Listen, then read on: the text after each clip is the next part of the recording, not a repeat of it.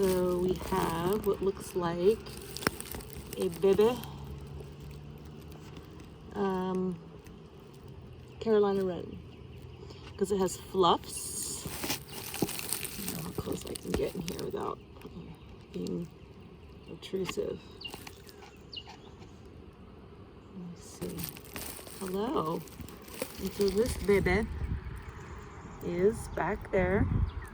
There she is. And that baby is behind this light, which is